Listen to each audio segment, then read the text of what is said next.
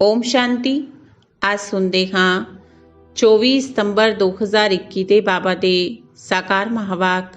ਬਾਬਾ ਬੋਲੇ, ਮਿੱਠੇ ਬੱਚੇ ਜੀ ਬਾਬਾ, ਤੁਸੀਂ ਇੱਥੇ ਸ਼੍ਰੀ ਕ੍ਰਿਸ਼ਨ ਵਰਗਾ ਪ੍ਰਿੰਸ ਬਣਨ ਦੀ ਪੜ੍ਹਾਈ ਪੜ੍ਹਦੇ ਹੋ। ਤੁਹਾਨੂੰ ਪੜ੍ਹਾਉਣ ਵਾਲਾ ਖੁਦ ਭਗਵਾਨ ਹੈ। ਪ੍ਰਸ਼ਨ ਹੈ, ਬਾਬਾ ਜਦੋਂ ਭਗਵਾਨੋਵਾਚ ਸ਼ਬਦ ਬੋਲਦੇ ਨੇ ਤਾਂ ਕਈ ਬੱਚੇ ਮੂੰਝ ਜਾਂਦੇ ਨੇ, ਕਿਉਂ? ਬਾਬਾ ਜਦੋਂ ਭਗਵਾਨੋਵਾਚ ਸ਼ਬਦ ਬੋਲਦੇ ਨੇ ਤਾਂ ਕਈ ਬੱਚੇ ਮੂਝ ਜਾਂਦੇ ਨੇ, ਕਿਉਂ? ਉੱਤਰ, ਕਿਉਂਕਿ ਭਗਵਾਨ ਤਾਂ ਗੁਪਤ ਹੈ। ਉਹ ਸਮਝਦੇ ਨੇ ਸ਼ਾਇਦ ਇਸ ਦਾਦਾ ਨੇ ਭਗਵਾਨੋਵਾਚ ਬੋਲਿਆ, ਪਰ ਨਿਰਾਕਾਰ ਭਗਵਾਨ ਨੂੰ ਬੋਲਣ ਦੇ ਲਈ ਮੂੰਹ ਤਾਂ ਚਾਹੀਦਾ ਹੈ ਨਾ। ਬਾਬਾ ਕਹਿਣ, ਇਹ ਵੰਡਰਫੁਲ ਸਮਝਣ ਦੀਆਂ ਗੱਲਾਂ ਨੇ। ਮੈਂ ਕਿਸ ਵਿੱਚ ਪ੍ਰਵੇਸ਼ ਕਰ ਤੁਹਾਨੂੰ ਪੜ੍ਹਾਉਂਦਾ ਹਾਂ। ਓਮ ਸ਼ਾਂਤੀ। ਭਗਵਾਨੋਵਾਚ। ਭਗਵਾਨ ਕੀ ਕਹਿੰਦੇ ਨੇ? ਇਹ ਭਗਵਾਨੋਵਾਚ ਕਿਸਨੇ ਕਿਹਾ? ਦੇਖਣ ਵਿੱਚ ਕੋਈ ਨਹੀਂ ਆਂਦਾ। ਮਨੁੱਖ ਨੂੰ ਭਗਵਾਨ ਨਹੀਂ ਕਿਹਾ ਜਾਂਦਾ।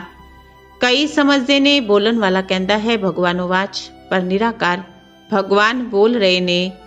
ਇਹ ਸਿਰਫ ਤੁਸੀਂ ਹੀ ਜਾਣਦੇ ਹੋ। ਇਹ ਕੌਣ ਬੈਠਾ ਹੈ?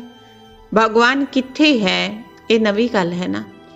ਇਸ ਲਈ ਮਨੁੱਖ ਮੂੰਝ ਜਾਂਦੇ ਨੇ, ਪਰ ਭਗਵਾਨੋਵਾਚ ਹੈ ਜ਼ਰੂਰ। ਕਹਿੰਦੇ ਨੇ ਮੈਂ ਬੱਚਿਆਂ ਨੂੰ ਰਾਜਯੋਗ ਸਿਖਾ ਰਿਹਾ ਹਾਂ। ਨਰ ਤੋਂ ਨਾਰਾਇਣ ਮਤਲਬ ਕ੍ਰਿਸ਼ਨ, ਨਾਰੀ ਨੂੰ ਲਕਸ਼ਮੀ ਮਤਲਬ ਰਾਧੇ ਬਣਾਉਣ ਦੇ ਲਈ ਯੋਗ ਤੇ ਗਿਆਨ ਸਿਖਾਉਂਦਾ ਹਾਂ। ਇਹਨਾਂ ਤੋਂ ਹੋਰ ਕੀ ਚਾਹੀਦਾ ਹੈ? ਤੁਹਾਨੂੰ ਮੈਂ ਰਾਜਾਵਾਂ ਦਾ ਰਾਜਾ, ਪ੍ਰਿੰਸ ਦਾ ਪ੍ਰਿੰਸ ਬਣਾਉਂਦਾ ਹਾਂ। ਪ੍ਰਿੰਸ ਪ੍ਰਿੰਸੈਸ ਵੀ ਮੰਦਿਰ ਵਿੱਚ ਜਾਂਦੇ ਹੋਣਗੇ ਨਾ। ਵਿਕਾਰੀ ਪ੍ਰਿੰਸ, ਨਿਰਵਿਕਾਰੀ ਪ੍ਰਿੰਸ ਸ਼੍ਰੀ ਕ੍ਰਿਸ਼ਨ ਨੂੰ ਨਮਨ ਕਰਦੇ ਨੇ, ਤਾਂ ਮੈਂ ਤੁਹਾਨੂੰ ਪ੍ਰਿੰਸ ਦਾ ਵੀ ਪ੍ਰਿੰਸ ਬਣਾਉਂਦਾ ਹਾਂ। ਸ਼੍ਰੀ ਕ੍ਰਿਸ਼ਨ ਦੀ ਤਰ੍ਹਾਂ ਸਵਰਗ ਦਾ ਪ੍ਰਿੰਸ ਬਣੋ। ਨੌਲੇਜ ਪੜ੍ਹਨ ਨਾਲ ਹੀ ਬਣੋਗੇ ਨਾ। ਡਾਕਟਰ ਤੇ ਬੈਰਿਸਟਰ ਕਹਿਣਗੇ ਨਾ ਸਟੂਡੈਂਟ ਨੂੰ ਕਿ ਮੈਂ ਤੁਹਾਨੂੰ ਡਾਕਟਰ ਬੈਰਿਸਟਰ ਬਣਾਉਂਦਾ ਹਾਂ, ਪਰ ਪੜ੍ਹਨਗੇ ਤਾਂ ਹੀ ਤਾਂ ਬਣਨਗੇ। ਬਾਬਾ ਕਹਿੰਦੇ ਨੇ ਬੱਚੇ ਚੰਗੀ ਤਰ੍ਹਾਂ ਸਮਝਦੇ ਹੋ, ਰਾਜਯੋਗ ਸਿਖਾਉਣ ਵਾਲਾ ਇੱਕ ਭਗਵਾਨ ਹੈ, ਨਾ ਕਿ ਸ਼੍ਰੀ ਕ੍ਰਿਸ਼ਨ। ਰਾਧੇ ਕ੍ਰਿਸ਼ਨ ਵੱਖ-ਵੱਖ ਰਾਜਾਈ ਦੇ ਬੱਚੇ ਨੇ। ਉਹਨਾਂ ਦੀ ਆਪਸ ਵਿੱਚ ਸਗਾਈ ਹੁੰਦੀ ਹੈ। ਵਿਆਹ ਤੋਂ ਬਾਅਦ ਨਾਮ ਬਦਲਦਾ ਹੈ। ਇਸ ਲਈ ਚਿੱਤਰ ਵਿੱਚ ਲక్ష్ਮੀ ਨਾਰਾਇਣ ਤੇ ਥੱਲੇ ਰਾਧਾ ਕ੍ਰਿਸ਼ਨ ਨੂੰ ਵਿਖਾਇਆ ਹੈ। ਹੁਣ ਬਾਪ ਚੰਗੀ ਤਰ੍ਹਾਂ ਸਮਝਾਉਂਦੇ ਨੇ, ਇਹ ਬ੍ਰਹਮਾ ਵੀ ਨੰਬਰ 1 ਭਗਤ ਸੀ। ਪਿਛਾੜੀ ਵਿੱਚ ਨਾਰਾਇਣ ਦੀ ਪੂਜਾ ਕਰਦੇ ਸੀ। ਕ੍ਰਿਸ਼ਨ ਦੀ ਭਗਤੀ ਕਰਨਾ ਜਾਂ ਨਾਰਾਇਣ ਦੀ ਭਗਤੀ ਕੀਤੀ, ਗੱਲ ਇੱਕ ਹੀ ਹੈ, ਕਿਉਂਕਿ ਕ੍ਰਿਸ਼ਨ ਹੀ ਵੱਡਾ ਹੋ ਕੇ ਨਾਰਾਇਣ ਬਣਦਾ ਹੈ। ਹੁਣ ਤੁਹਾਨੂੰ ਨਰ ਤੋਂ ਨਾਰਾਇਣ ਬਣਨ ਦੇ ਲਈ ਬਾਬਾ ਰਾਜਯੋਗ ਸਿਖਾ ਰਹੇ ਨੇ। ਤੁਹਾਡੇ 84 ਜਨਮ ਪੂਰੇ ਹੋਏ। ਹੁਣ ਇਹਨਾਂ ਦੀ ਆਤਮਾ ਵੀ ਪੜ ਰਹੀ ਹੈ। ਫਿਰ ਭਵਿੱਖ ਵਿੱਚ ਸ਼੍ਰੀ ਕ੍ਰਿਸ਼ਨ ਬਣਦੀ ਹੈ। ਬਾਪ ਕਹਿੰਦੇ ਨੇ ਬੱਚੇ ਤੁਸੀਂ ਗਿਆਨ ਚਿਤਾ ਤੇ ਬੈਠ ਗੋਰੇ ਬਣਦੇ ਹੋ, ਫਿਰ ਕਾਮ ਚਿਤਾ ਤੇ ਬੈਠ ਸਾਂਵਰੇ ਬਣ ਜਾਂਦੇ ਹੋ। ਇਹ ਹੈ ਕੰਸਪੁਰੀ। ਮੈਂ ਤੁਹਾਨੂੰ ਕ੍ਰਿਸ਼ਨਪੁਰੀ ਲੈ ਜਾਣ ਦੇ ਲਈ ਆਇਆ ਹਾਂ। ਸ਼੍ਰੀ ਕ੍ਰਿਸ਼ਨ ਹੀ ਸਰਵਗੁਣ ਸੰਪੰਨ, 16 ਕਲਾ ਸੰਪੂਰਨ। ਇੱਥੇ ਕੋਈ ਸਰਵਗੁਣ ਸੰਪੰਨ ਨਹੀਂ ਹੈ। ਮੈਂ ਆਇਆ ਹਾਂ ਬੱਚਿਆਂ ਨੂੰ ਸੰਪੂਰਨ ਨਿਰਵਿਕਾਰੀ ਬਣਨਾ ਹੈ। ਯੋਗ ਬਲ ਨਾਲ ਬਾਹੂਬਲ ਹੈ ਹਿੰਸਕ ਲੜਾਈ, ਜੋ ਤੀਰ ਕਮਾਨਾਂ ਨਾਲ ਹੁੰਦੀ ਸੀ, ਫਿਰ ਬੰਦੂਕਾਂ ਤਲਵਾਰਾਂ ਨਾਲ ਹੋਈ, ਹੁਣ ਤਾਂ ਹੁੰਦੀ ਹੈ ਬੌਂਬਸ ਨਾਲ। ਆਪ ਕਹਿੰਦੇ ਨੇ ਅਸੀਂ ਐਵੇਂ ਦੇ ਬੌਂਬਸ ਬਣਾਉਂਦੇ ਹਾਂ ਜੋ ਘਰ ਬੈਠੇ ਹੀ ਸਭ ਕੁਝ ਖਤਮ ਹੋ ਜਾਏਗਾ। ਫਿਰ ਮਿਲਟਰੀ ਕੀ ਕਰੇਗੀ? ਬਾਪ ਕਹਿੰਦੇ ਨੇ ਮਿੱਠੇ ਮਿੱਠੇ ਬੱਚੋ, ਇਹ ਪਾਠਸ਼ਾਲਾ ਹੈ। ਮੈਂ ਤੁਹਾਨੂੰ ਪ੍ਰਿੰਸ ਸ਼੍ਰੀ ਕ੍ਰਿਸ਼ਨ ਵਰਗਾ ਬਣਾਉਂਦਾ ਹਾਂ। ਜੋ ਫਸਟ ਪ੍ਰਿੰਸ ਸਤਯੁਗ ਦਾ ਸੀ, ਉਹ ਹੁਣ 84 ਜਨਮ ਲੈ ਕੇ ਕਲਯੁਗ ਵਿੱਚ ਬੇਗਰ ਬਣਿਆ ਹੈ। ਭਾਰਤ ਵਿੱਚ ਉਹਨਾਂ ਦਾ ਰਾਜ ਸੀ। ਫਿਰ ਪੁਨਰ ਜਨਮ ਲੈਣਾ ਪਵੇ ਨਾ। ਕ੍ਰਿਸ਼ਨ ਨੂੰ ਭਗਵਾਨ ਕਹਿੰਦੇ ਨੇ, ਤਾਂ ਭਗਵਾਨ ਫਿਰ ਪੁਨਰ ਜਨਮ ਵਿੱਚ ਕਿਵੇਂ ਆਏਗਾ? ਭਗਵਾਨ ਤਾਂ ਨਿਰਾਕਾਰ ਹੈ। ਉਹ ਹੈ ਰਚਤਾ, ਬਾਕੀ ਸਭ ਹੈ ਉਹਨਾਂ ਦੀ ਰਚਨਾ। ਤਾਂ ਕਹਿੰਦੇ ਨੇ ਅਸੀਂ ਆਤਮਾਵਾਂ ਸਭ ਭਰਾ ਭਰਾ ਹਾਂ। ਬਾਪ ਸਮਝਾਉਂਦੇ ਨੇ ਤੁਸੀਂ ਬ੍ਰਹਮਾ ਕੁਮਾਰ ਕੁਮਾਰੀਆਂ ਆਪਸ ਵਿੱਚ ਭੈਣ ਭਰਾ ਠਹਿਰੇ। ਫਿਰ ਕ੍ਰਿਮੀਨਲ ਅਸਾਲਟ ਕਿਵੇਂ ਹੋ ਸਕਦਾ ਹੈ? ਤੁਸੀਂ ਵਰਸਾ ਇੱਕ ਬਾਪ ਤੋਂ ਲੈਂਦੇ ਹੋ ਭਵਿੱਖ ਦੇ ਲਈ। ਜੇਕਰ ਪਵਿੱਤਰ ਨਹੀਂ ਰਹੋਗੇ ਤਾਂ ਸ਼ਾਂਤੀ ਧਾਮ ਸੁਖ ਧਾਮ ਵਿੱਚ ਕਿਵੇਂ ਜਾਓਗੇ? ਪੁਕਾਰਦੇ ਨੇ ਅਸੀਂ ਪਤਿਤ ਬਣ ਗਏ ਹਾਂ, ਪਾਵਨ ਬਣਾਉਣ ਆਓ। ਤਾਂ ਬਾਪ ਕਹਿੰਦੇ ਨੇ ਸਿਰਫ ਮੈਨੂੰ ਯਾਦ ਕਰੋ। ਇਹ ਤੁਹਾਡਾ ਅੰਤਿਮ ਜਨਮ ਹੈ।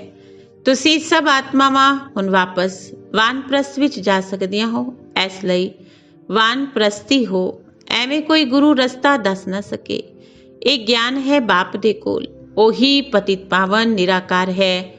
ਬਾਪ ਕਹਿੰਦੇ ਨੇ ਮੈਨੂੰ ਯਾਦ ਕਰੋ ਥੋੜੇ ਟਾਈਮ ਦੇ ਲਈ, ਮੈਂ ਇਸ ਤਨ ਦਾ ਲੋਨ ਲਿੱਤਾ ਹੈ। ਸਰੀਰ ਬਿਗਰ ਆਤਮਾ ਕਿਵੇਂ ਬੋਲ ਸਕੇਗੀ? ਭਗਵਾਨੋਵਾਚ, ਮੈਂ ਬੁੱਢੇ ਸਾਧਾਰਨ ਤਨ ਵਿੱਚ ਪ੍ਰਵੇਸ਼ ਕਰ ਤੁਸੀਂ ਬੱਚਿਆਂ ਨੂੰ ਆ ਕੇ ਪੜ੍ਹਾਉਂਦਾ ਹਾਂ। ਮੈਂ ਗਰਭ ਵਿੱਚ ਨਹੀਂ ਆਉਂਦਾ ਹਾਂ। ਗਰਭ ਵਿੱਚ ਆਉਣ ਵਾਲੇ ਨੂੰ ਪੁਨਰ ਜਨਮ ਵਿੱਚ ਆਉਣਾ ਪਵੇ। ਮੈਂ ਇੱਕ ਵਾਰ ਆਉਂਦਾ ਹਾਂ। ਪ੍ਰਕਿਰਤੀ ਦਾ ਆਧਾਰ ਮੈਨੂੰ ਜ਼ਰੂਰ ਚਾਹੀਦਾ ਹੈ। ਮੈਂ ਇਸ ਵਿੱਚ ਬੈਠ ਕੇ ਤੁਹਾਨੂੰ ਪੜ੍ਹਾਉਂਦਾ ਹਾਂ। ਇਹ ਪਹਿਲੇ ਆਪਣਾ ਜਵਾਹਰਾਤ ਦਾ ਧੰਦਾ ਕਰਦਾ ਸੀ, ਕੋਈ ਗੁਰੂ ਤੋਂ ਨਹੀਂ ਸਿੱਖਿਆ। ਅਚਾਨਕ ਬਾਪ ਨੇ ਪ੍ਰਵੇਸ਼ ਕੀਤਾ। ਕਰਨ ਕਰਾਵਨ ਹੋਣ ਦੇ ਕਾਰਨ ਇਸ ਤੋਂ ਕਰਤੱਵ ਕਰਾਉਂਦੇ ਰਹਿੰਦੇ ਨੇ। ਇਹ ਵੀ ਸਿੱਖਦਾ ਜਾਂਦਾ ਹੈ, ਤੁਸੀਂ ਵੀ ਨਾਲ ਸਿੱਖਦੇ ਜਾਂਦੇ ਹੋ। ਬੋਲਦੇ ਨੇ ਤੁਹਾਨੂੰ, ਪਰ ਸੁਣਦਾ ਮੈਂ ਹਾਂ। ਪੜ੍ਹਾਉਣ ਤੁਹਾਨੂੰ ਬੱਚਿਆਂ ਨੂੰ ਮੈਂ ਆਂਦਾ ਹਾਂ, ਪਰ ਐਸੀ ਆਤਮਾ ਵੀ ਪੜ੍ਹਦੀ ਰਹਿੰਦੀ ਹੈ। ਬੱਚਿਆਂ ਨੂੰ ਰਾਜਯੋਗ ਸਿਖਾਉਣ ਆਇਆ ਹਾਂ, ਐਵੇਂ ਕੋਈ ਕਿਸੇ ਨੂੰ ਪੜ੍ਹਾਉਂਦਾ ਨਹੀਂ ਹੈ। ਇਹ ਹੈ ਪਾਵਨ ਬਣਨ ਦੀ ਗੱਲ। ਇਹ ਸੰਗਮ ਯੁੱਗ ਹੈ ਹੀ ਪੁਰਸ਼ੋਤਮ ਬਣਨ ਦਾ। ਪੁਰਸ਼ੋਤਮ ਸ਼੍ਰੀ ਕ੍ਰਿਸ਼ਨ ਸੀ। ਸਵੰਬਰ ਤੋਂ ਬਾਅਦ ਉਹਨਾਂ ਦੀ ਡਿਗਰੀ ਕੁਝ ਘੱਟ ਹੋ ਜਾਂਦੀ ਹੈ। ਇਸ ਲਈ ਕ੍ਰਿਸ਼ਨ ਦੀ ਮਹਿਮਾ ਬਹੁਤ ਹੈ।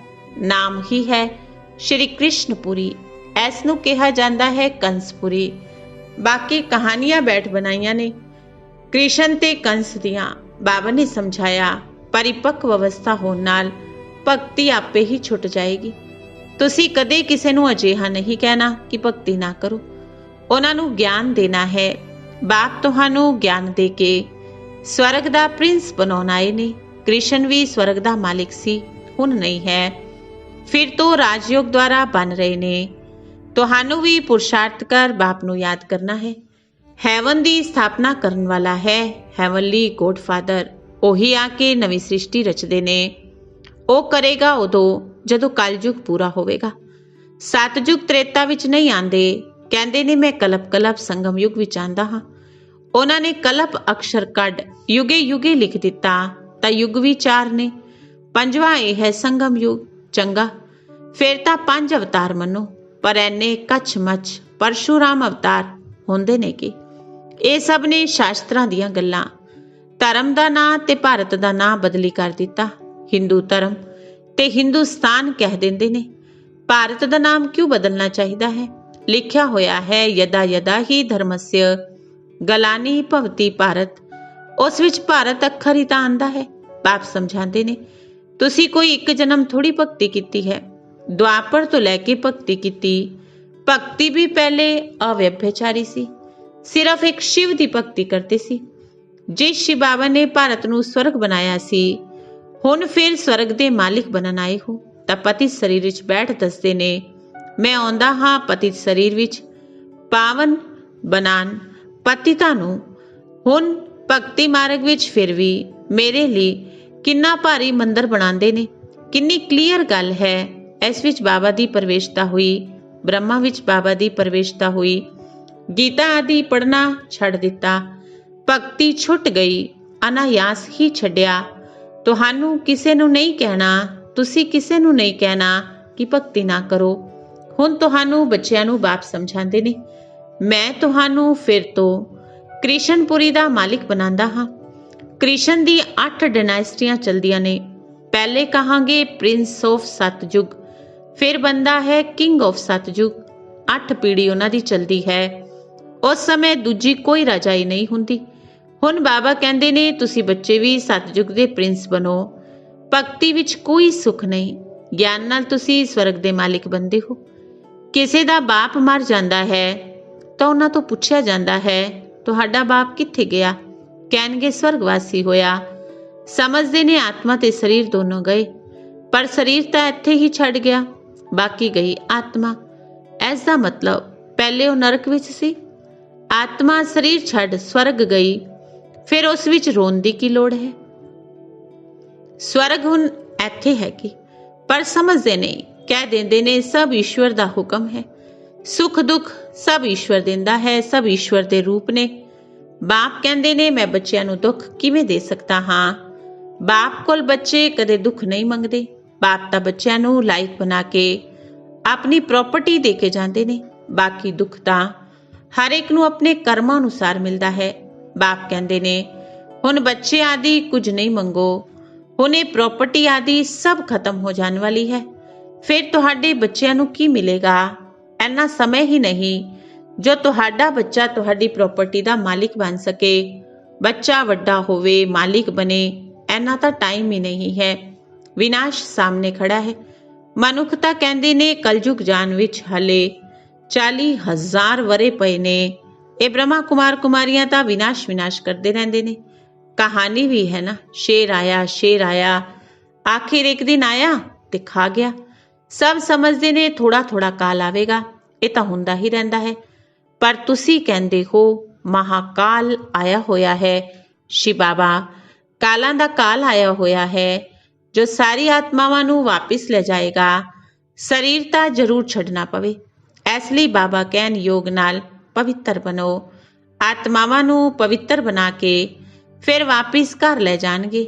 ਜੇਕਰ ਪਵਿੱਤਰ ਨਹੀਂ ਬਣੋਗੇ, ਬਹੁਤ ਸਜ਼ਾਵਾਂ ਅੰਤ ਵਿੱਚ ਖਾਣੀਆਂ ਪੈਣਗੀਆਂ। ਉੱਚ ਪਦਵੀ ਵੀ ਪਾ ਨਹੀਂ ਸਕੋਗੇ। ਸ਼੍ਰੀ ਕ੍ਰਿਸ਼ਨ ਨੰਬਰ 1 ਪਾਸ ਵਿਧਾਨਰ ਹੈ। ਉਹਨਾਂ ਨੂੰ ਸਕਾਲਰਸ਼ਿਪ ਮਿਲਦੀ ਹੈ। 21 ਜਨਮ ਰਾਜ ਪਾਉਂਦੇ ਨੇ। ਕਿੰਨਾ ਸਹਿਜ ਸਮਝਾਉਂਦੇ ਨੇ। ਬੁੱਧੀ ਵਿੱਚ ਬੈਠਦਾ ਹੈ ਫਿਰ ਗੁੰਮ ਹੋ ਜਾਂਦਾ ਹੈ। ਕਿਸੇ ਦੀ ਵੀ ਭਗਤੀ ਨਹੀਂ ਛੁਡਾਣੀ। ਬਾਪ ਆਏ ਨੇ ਭਗਤਾਂ ਨੂੰ ਭਗਤੀ ਦਾ ਫਲ ਦੇਣ। ਕਹਿੰਦੇ ਨੇ ਮੈਂ ਕਲਪ ਪਹਿਲੇ ਮਿਸਲ ਫਿਰ ਉਸੇ ਸਾਧਾਰਨ ਤਨ ਵਿੱਚ ਆਂਦਾ ਹਾਂ। ਕਲਪ ਕਲਾਪ ਕੇ ਤੁਹਾਨੂੰ ਪੜ੍ਹਾਉਂਦਾ ਹਾਂ। ਇਹ ਹੈ ਉੱਚੀ ਤੇ ਉੱਚੀ ਪੜ੍ਹਾਈ। ਤੁਸੀਂ ਜਾਣਦੇ ਹੋ ਅਸੀਂ ਸਤੋ ਪ੍ਰਧਾਨ ਸੀ, ਹੁਣ ਤਮੋ ਪ੍ਰਧਾਨ ਬਣੇ। ਫਿਰ ਭਾਰਤ ਹੀ ਸਤੋ ਪ੍ਰਧਾਨ ਬਣਨਾ ਹੈ। ਹੋਰ ਧਰਮ ਵਾਲਿਆਂ ਨੇ ਐਨਾ ਸੁੱਖ ਨਹੀਂ ਵੇਖਿਆ, ਨਾ ਦੁੱਖ ਵੇਖਿਆ। ਬਾਹਰ ਵਾਲਿਆਂ ਕੋਲੋਂ ਪੈਸਾ ਤਾਂ ਬਹੁਤ ਹੈ, ਗਰੀਬ ਦੇਸ਼ ਨੂੰ ਕਰਜ਼ ਦਿੰਦੇ ਰਹਿੰਦੇ ਨੇ। ਉਹਨਾਂ ਵਿਚਾਰਿਆਂ ਨੂੰ ਪਤਾ ਨਹੀਂ ਕਿ ਇਹ ਤਾਂ ਰਿਟਰਨ ਹੋ ਰਿਹਾ ਹੈ। ਬਿਲਕੁਲ ਘੋਰ ਹਨੇਰੇ ਵਿੱਚ ਕੁੰਭਕਰਨ ਦੀ ਨੀਂਦ ਵਿੱਚ ਸੁੱਤੇ ਪਏ ਨੇ। ਪਿਛਾੜੀ ਵਿੱਚ ਹਾਏ ਹਾਏ ਕਰਦੇ ਉੱਠਣਗੇ। ਫਿਰ ਤੁਸੀਂ ਕਹੋਗੇ ਟੂ ਲੇਟ, ਕਿਉਂਕਿ ਲੜਾਈ ਸ਼ੁਰੂ ਹੋ ਜਾਵੇਗੀ। ਫਿਰ ਕੀ ਕਰਨਗੇ? ਬੰਬੋਰ ਨੂੰ ਅੱਗ ਲੱਗ ਜਾਂਦੀ, ਫਿਰ ਟੂ ਲੇਟ ਹੋ ਜਾਂਦਾ ਹੈ। ਇਸ ਲਈ ਬਾਪ ਕਹਿੰਦੇ ਨੇ ਬੱਚੇ ਹੁਣ ਜਲਦੀ ਜਲਦੀ ਪੁਰਸ਼ਾਰਥ ਕਰਦੇ ਜਾਓ। ਬਾਬਾ ਕੋਈ ਜਾਸਤੀ ਤਕਲੀਫ ਨਹੀਂ ਦਿੰਦੇ। ਬਾਬਾ ਨੂੰ ਆ ਕੇ ਕਹਿੰਦੇ ਨੇ ਬਾਬਾ ਜੇਕਰ ਅਸੀਂ ਪੂਜਾ ਨਹੀਂ ਕਰਦੇ ਤਾਂ ਕਹਿੰਦੇ ਨੇ ਇਹ ਤਾਂ ਨਾਸਤਿਕ ਬਣ ਗਿਆ, ਪੂਜਾ ਹੀ ਨਹੀਂ ਕਰਦਾ। ਬਾਬਾ ਰਾਏ ਦਿੰਦੇ ਨੇ ਸਾਖਸ਼ੀ ਹੋ ਕੇ ਬਾਬਾ ਦੀ ਯਾਦ ਵਿੱਚ ਬੈਠੋ। ਥੋੜੀ ਥੋੜੀ ਪੂਜਾ ਬਾਹਰ ਤੋਂ ਕਰ ਦਿਓ। ਇੱਕ ਹੁੰਦਾ ਹੈ ਦਿਲ ਨਾਲ ਕਰਨਾ, ਦੂਜਾ ਹੁੰਦਾ ਹੈ ਰਾਜੀ ਕਰਨ ਦੇ ਲਈ ਕਰਨਾ। ਅੰਦਰ ਵਿੱਚ ਤੁਸੀਂ ਸ਼ਿਵ ਬਾਬਾ ਨੂੰ ਯਾਦ ਕਰਨਾ ਹੈ। ਜੇਕਰ ਕੋਈ ਤੰਗ ਕਰਦੇ ਨੇ, ਪੂਜਾ ਕਰਕੇ ਦਿਖਾਓ ਤਾਂ ਖੁਸ਼ ਹੋ ਜਾਣਗੇ। ਇਹ ਕੋਈ ਪਾਪ ਦਾ ਕੰਮ ਨਹੀਂ ਹੈ। ਬਾਬਾ ਤਾਂ ਬਹੁਤਿਆਂ ਨੂੰ ਕਹਿੰਦੇ ਨੇ ਸ਼ਾਦੀ ਆਦਿ ਤੇ ਵੀ ਭਾਵੇਂ ਜਾਓ, ਦੋਹੇ ਪਾਸੇ ਤੋੜ ਨਿਭਾਣਾ ਹੈ। ਉੱਥੇ ਵੀ ਸੁਣਦੇ ਸੁਣਦੇ ਕੋਈ ਨਾ ਕੋਈ ਨੂੰ ਤੀਰ ਲੱਗ ਜਾਏਗਾ। ਯੁਕਤੀ ਨਾਲ ਚੱਲਣਾ ਹੈ। ਬਾਪ ਦਾ ਫਰਮਾਨ ਹੈ ਹੁਣ ਪਤਿਤ ਨਹੀਂ ਬਣਨਾ। ਪਵਿੱਤਰ ਬਣਨ ਨਾਲ ਤੁਸੀਂ ਕ੍ਰਿਸ਼ਨਪੁਰੀ ਦੇ ਮਾਲਿਕ ਬਣੋਗੇ। ਸ਼ਿਵ ਬਾਬਾ ਨੂੰ ਯਾਦ ਕਰੋ ਤਾਂ ਵਿਕਰਮ ਵਿਨਾਸ਼ ਹੋਣਗੇ ਤੇ ਵਿਸ਼ਵ ਦੇ ਮਾਲਿਕ ਬਣ ਜਾਓਗੇ। ਬੱਚਿਓ, ਅਜਿਹੀਆਂ ਯੁਕਤੀਆਂ ਨਾਲ ਆਪਣੇ ਮਿੱਤਰ ਸੰਬੰਧੀਆਂ ਨੂੰ ਸਮਝਾਉਣਾ ਹੈ। ਉਹ ਹੈ ਜਿਸਮਾਨੀ ਯਾਤਰਾ, ਇਹ ਹੈ ਰੂਹਾਨੀ ਯਾਤਰਾ। ਇਹ ਰੂਹਾਨੀ ਯਾਤਰਾ ਬਾਪ ਸਿਖਾਉਂਦੇ ਨੇ। ਕਹਿੰਦੇ ਨੇ ਮਮੇਕਮ ਯਾਦ ਕਰੋ ਤਾਂ ਪਤੀ ਤੋਂ ਪਾਵਨ ਬਣ ਜਾਓਗੇ। ਹੋਰ ਸਭ ਦੁੱਖ ਦੂਰ ਹੋ ਜਾਣਗੇ। ਕੋਈ ਵਿਰਲਾ ਵਪਾਰੀ ਇਹ ਵਪਾਰ ਕਰੇ, ਮਤਲਬ ਵੈਕੁੰਠ ਦੀ ਬਾਦਸ਼ਾਹੀ ਲਵੇ। ਸ਼੍ਰੀਮਤ ਤੇ ਚੱਲਦੇ ਰਹੋ। ਐਵੇਂ ਨਾ ਹੋਵੇ ਕਿ ਪੈਸੇ ਆਦਿ ਸਾਰੇ ਮੁਫਤ ਵਿੱਚ ਜਾਣ, ਕੁਝ ਫਲ ਹੀ ਨਾ ਨਿਕਲੇ। ਘਰ-ਬਾਰ ਵੀ ਸੰਭਾਲਣਾ ਹੈ, ਬੱਚਿਆਂ ਦੀ ਪਾਲਣਾ ਵੀ ਕਰਨੀ ਹੈ, ਪਰ ਸ਼੍ਰੀਮਤ ਤੇ ਚੱਲਣਾ ਹੈ। ਰਾਏ ਲੈਣੀ ਹੈ ਬਾਬਾ ਇਸ ਹਾਲਤ ਵਿੱਚ ਅਸੀਂ ਕੀ ਕਰੀਏ? ਬਾਬਾ ਬੱਚੀ ਕਹਿੰਦੀ ਹੈ ਸ਼ਾਦੀ ਕਰਾਂ ਤਾਂ ਬਾਬਾ ਕਹਿੰਦੇ ਸ਼ਾਦੀ ਕਰਵਾਉਣੀ ਹੀ ਪਏਗੀ, ਕਿਉਂਕਿ ਉਹਨਾਂ ਦਾ ਜੋ ਹਿੱਸਾ ਹੈ ਉਹਨਾਂ ਨੂੰ ਦੇ ਦਿਓ। ਬਾਬਾ ਸਿਰਫ ਸਮਝਾਉਂਦੇ ਨੇ। ਫਿਰ ਵੀ ਕੁਝ ਪੁੱਛਣਾ ਹੋਵੇ ਪੁੱਛ ਕੇ ਚੰਗੀ ਤਰ੍ਹਾਂ ਸ਼੍ਰੀਮਤ ਤੇ ਚੱਲਦੇ ਰਹੋ। ਬੱਚਿਆਂ ਨੂੰ ਬਾਪ ਦੀ ਆਗਿਆ ਤੇ ਪੂਰਾ ਚੱਲਣਾ ਹੈ, ਇਸ ਨਾਲ ਹੀ ਕਲਿਆਣ ਹੈ। ਅੱਛਾ ਮਿੱਠੇ ਮਿੱਠੇ ਸਿਕਿਲ ਦੇ ਬੱਚਿਆਂ ਪ੍ਰਤੀ ਮਾਤ ਪਿਤਾ ਬਾਪ ਦਾਦਾ ਦਾ ਯਾਦ ਪਿਆਰ ਤੇ ਗੁੱਡ ਮਾਰਨਿੰਗ। ਰੂਹਾਨੀ ਬਾਪ ਦੀ ਰੂਹਾਨੀ ਬੱਚਿਆਂ ਨੂੰ ਨਮਸਤੇ। ਰੂਹਾਨੀ ਬੱਚਿਆਂ ਦੀ ਰੂਹਾਨੀ ਬਾਪ ਦਾਦਾ ਨੂੰ ਨਮਸਤੇ ਨਮਸਤੇ ਨਮਸਤੇ ਜੀ। ਧਾਰਨਾ ਦੇ ਲਈ ਮੁੱਖ ਸਾਰ पहली धारणा है हर कर्म साक्षी होके शिव बाबा दी याद विच करना है। लौकिक अलौकिक दोहों ही पासे तोड़ निभाना है। लौकिक नाल युक्ति युक्त होके चलना है। दूजा, इस समय अंतिम जन्म है, ये वानप्रस्थ अवस्था है, वापस घर जाना है, इसलिए पावन जरूर बनना है, कोई भी बंधन नहीं बनाने हैं। वरदान है पुराने संस्कारां ते विघ्नां तो मुक्ति प्राप्त करने वाले सदा शक्ति संपन्न भव। पुराने संस्कारां ते विघ्नां तो मुक्ति प्राप्त करने वाले सदा शक्ति संपन्न भव। किसी भी तरह के विघ्नां तो कमजोरियां तो या पुराने संस्कारां तो मुक्ति चाहते हो तो शक्ति धारण करो, मतलब अलंकारी रूप होके रहो। जो अलंकारां नाल सदा सजे सजाए रहंदे ने ਉਹ ਭਵਿੱਖ ਵਿੱਚ ਵਿਸ਼ਨੂੰ ਵੰਸ਼ੀ ਬੰਦੇ ਨੇ, ਪਰ ਹੁਣ ਵੈਸ਼ਨਵ ਬਣ ਜਾਂਦੇ ਨੇ। ਉਹਨਾਂ ਨੂੰ ਕੋਈ ਵੀ ਤਮੋਗੁਣੀ ਸੰਕਲਪ ਸੰਸਕਾਰ ਟੱਚ ਨਹੀਂ ਕਰ ਸਕਦਾ। ਉਹ ਪੁਰਾਣੀ ਦੁਨੀਆ ਦੀ ਕਿਸੇ ਵਸਤੂ ਵਿਅਕਤੀਆਂ ਤੋਂ ਸਹਿਜ ਹੀ ਕਿਨਾਰਾ ਕਰ ਲੈਂਦੇ ਨੇ। ਉਹਨਾਂ ਨੂੰ ਕਾਰਨੇ ਅਕਾਰਨੇ ਕੋਈ ਟੱਚ ਨਹੀਂ ਕਰ ਸਕਦਾ। ਸਲੋਗਨ ਹੈ ਹਰ ਸਮੇਂ ਹਰ ਕਰਮ ਵਿੱਚ ਬੈਲੈਂਸ ਰੱਖਣਾ ਹੀ ਸਰਵ ਦੀ ਬਲੈਸਿੰਗ ਪ੍ਰਾਪਤ ਕਰਨ ਦਾ ਸਾਧਨ ਹੈ। हर समय हर कर्म विच बैलेंस रखना ही सर्व दी ब्लैसिंग प्राप्त करन दा साधन है। अच्छा, ओम शांति।